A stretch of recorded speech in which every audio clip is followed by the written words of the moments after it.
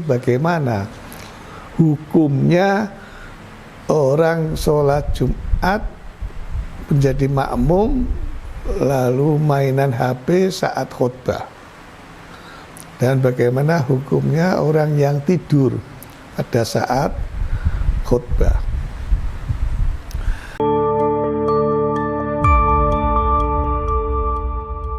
Assalamualaikum warahmatullahi wabarakatuh. Alhamdulillah, salatu wassalamu ala rasulillah Sayyidina wa maulana Muhammad ibn Abdillah wa alihi wa ashabihi wa man wala ila yaumil qiyamah, amma ba'd. Saudara-saudara, hari ini kan hari Jumat, malam Sabtu.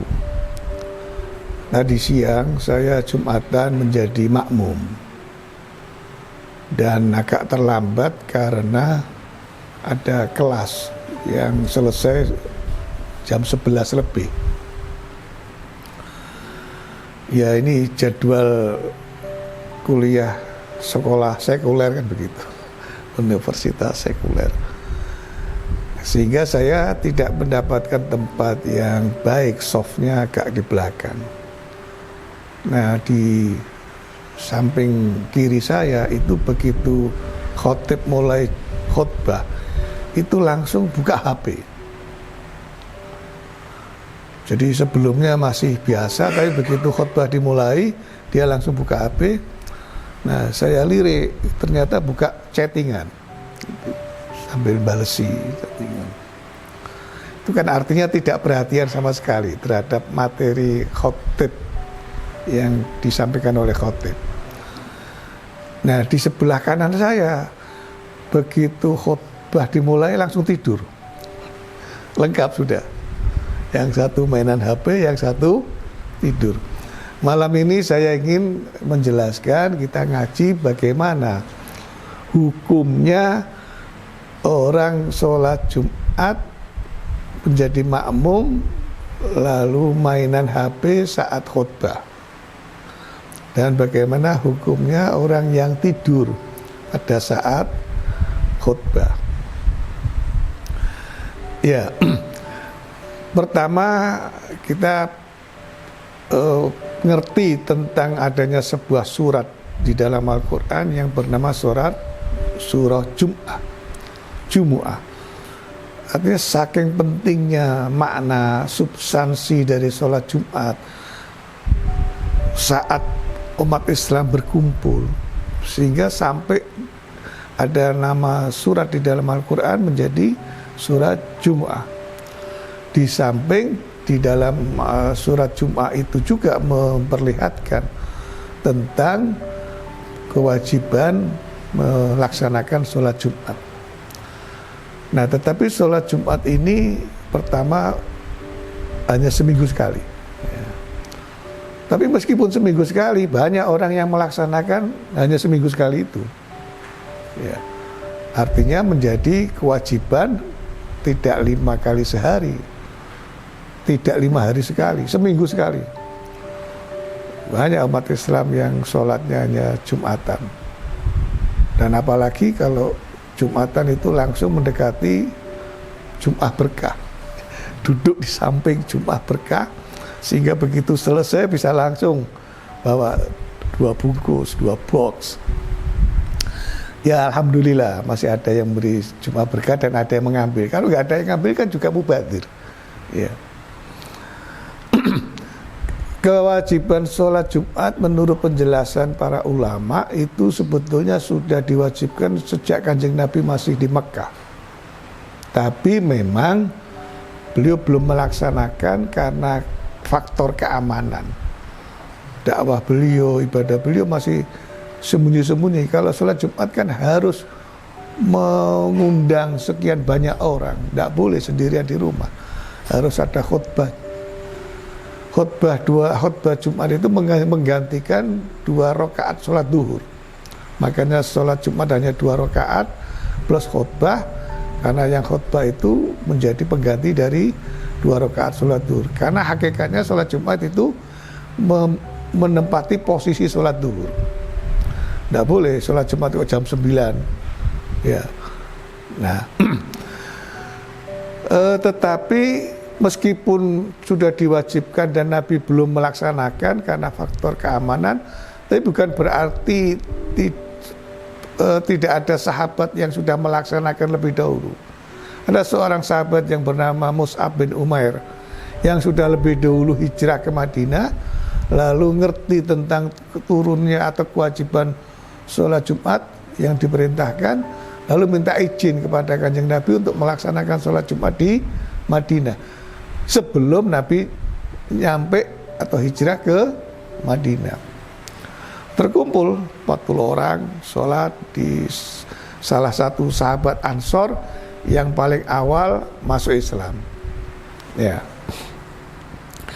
Nah, pertama sholat Jumat ini tidak sebagaimana sholat wajib yang lain, meskipun menempati sebagai pengganti sholat duhur, yaitu tidak semua umat Islam kena kewajiban. Perempuan tidak wajib, tapi sholat duhurnya tetap wajib. Anak-anak juga tidak wajib.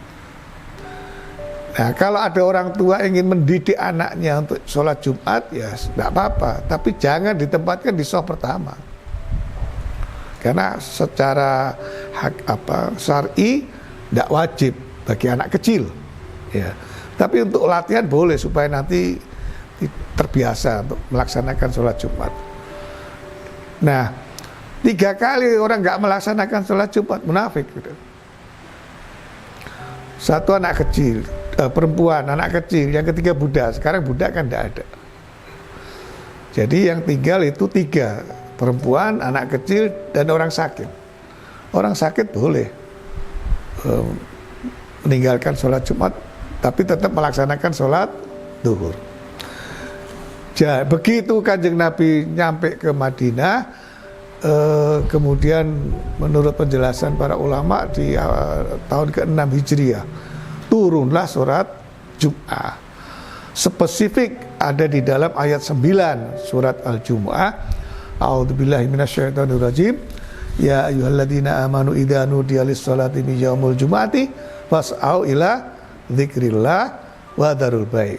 Dzalikum khairul lakum in kuntum ta'lamun. Ya. Wahai orang-orang yang beriman, jika dipanggil untuk sholat Jumat, maka bersegeralah untuk zikir pada Allah. Artinya untuk segera melaksanakan sholat Jumat dan tinggalkan daganganmu, ya. Jangan keron dengan dagangan kemudian menunda, apalagi meninggalkan sholat Jumat. Nah, sejak itu maka menjadi sebuah syiar Islam, ya, syiar Islam. Bahkan beberapa ulama mengatakan 40 orang itu kan sebagai syarat untuk terlaksananya sebuah sholat Jumat. 40 orang itu jumlah minimum, dan itu kalau ada 1, 2 apalagi sampai 10 kok tidur, itu kesempurnaan sholat Jumatnya malah ada yang mengatakan itu batal. Jadi syarat minimum 40 itu berarti 40 orang itu kan minimum. 40 orang itu harus mendengarkan. Tidak hanya sekedar mengikuti sholat Jumatnya, harus mendengarkan khutbah Jumatnya. Kalau sampai ada yang nggak mendengarkan, tidur, ngobrol sendiri, maka dianggap batal sholat Jumatnya. Jadi penting sekali untuk mendengarkan khutbah Jumat. Nah, kecuali tertidur dan tidak kuat untuk menahan ngantuknya itu, ya, karena mata ini disebul sama setan gitu, ya, jadi ngantuk, nggak kuat menahan. Tapi selama masih bisa menahan itu tidak boleh. Selama masih bisa menahan ngantuk untuk tidak tertidur, tidak boleh. Jadi makruh kalau sampai kita tidur tidak mendengarkan khutbah Jumat. Sholat Jumatnya sah, tetapi praktek tidurnya menjadi makruh. Banyak orang susah tidur, begitu sholat Jumat tidur dia bisa. Ya, memang itu saat capek. Nah, Lalu bagaimana hukumnya kalau tertidur kemudian iqamah dia bangun ikut sholat Jumat? Ya. Jadi kalau dia tidurnya dalam posisi duduk mapan, apalagi rapat sehingga tidak bisa ubah, itu bisa saja dia langsung sholat. Artinya apa? Tidurnya itu tidak membatalkan wudhunya selama tidurnya itu dalam posisi duduk dan tidak berubah. Ya. Nah, kalau selonjor sambil sendian di pilar karena yang sholat gak banyak, terus obah sana, obah sini sendirian, ya itu khawatir batal. Kata Kanjeng Nabi di dalam sebuah hadisnya, al-ainani wikahussahi faidanam wikahussahi falyatawaddo faidayanam falyatawaddo. Dua mata ini menjadi penjaga dubur kita. Maka kalau ada yang tertidur, berarti mata itu merem, maka wudhulah. Ya. Artinya pesan Kanjeng Nabi, inilah yang bisa menjaga kita agar tidak ada sesuatu yang keluar dari penjaga dubur kita, tidak ada angin yang keluar. Oleh karena itu kita perlu hati-hati, berusaha untuk tidak tertidur.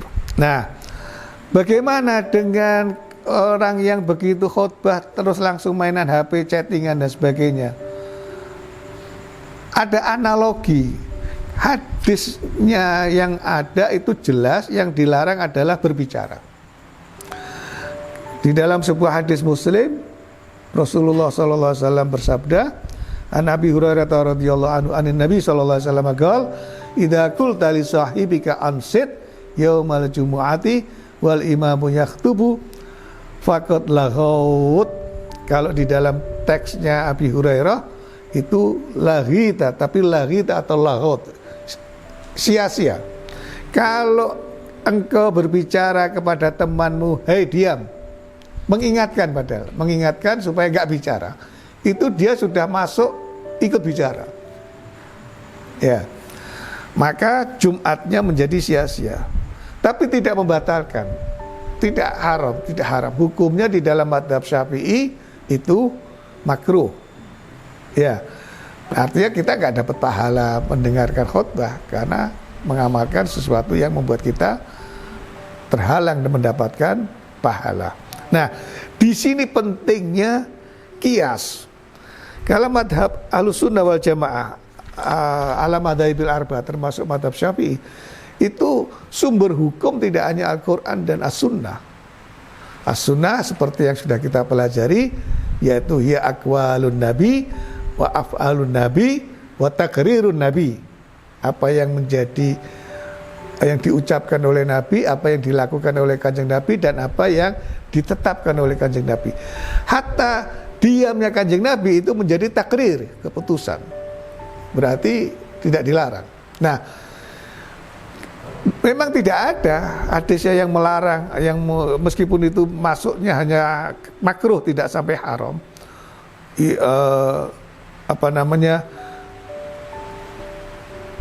Apabila engkau mainan HP saat khutbah, maka faqad laghut, enggak ada. Tetapi kita perhatikan, apa artinya ada khutbah Jumat kalau tidak didengarkan?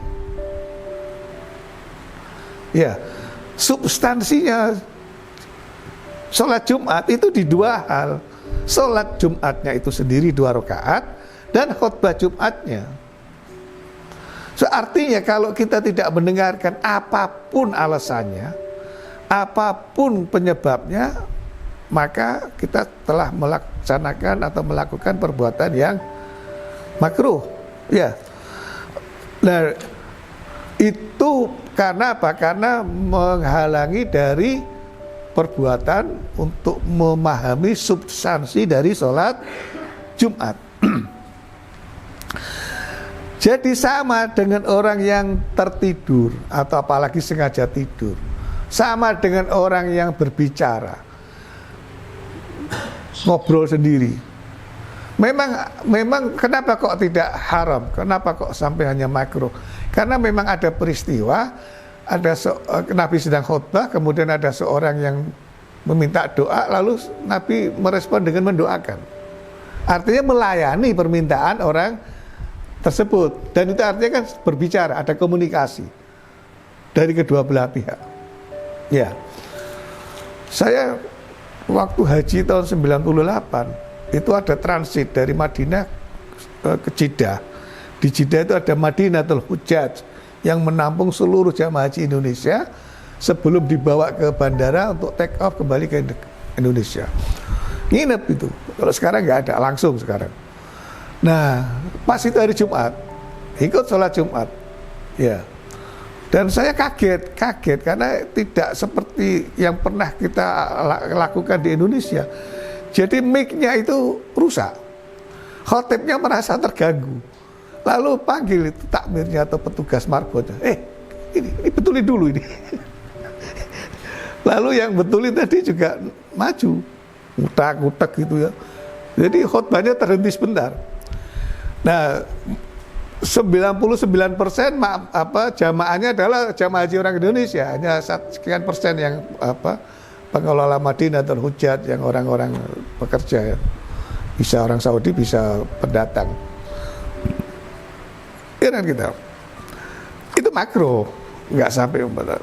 Tapi kita kan di Indonesia menghindari itu terjadi. Ya, mic-nya mati ya sudah nasib, berarti kan dia harus teriak-teriak supaya bisa didengar yang lain. Makanya khutbah tidak boleh dengan suara pelan, supaya jamaah mendengarkan. Geremeng sendiri jangan jadi khotib. Ya, sakit gigi jangan jadi khotib, nggak keluar suaranya. Ya, serak-serak sedikit seperti saya nggak apa-apa. Yang penting masih bisa didengar suaranya, gitu ya. Nah, saudara-saudara, kalau sebelum khutbah dimulai dia buka HP, lalu yang dibuka itu Al-Quran, dia terus ngaji, no problem, tidak apa-apa.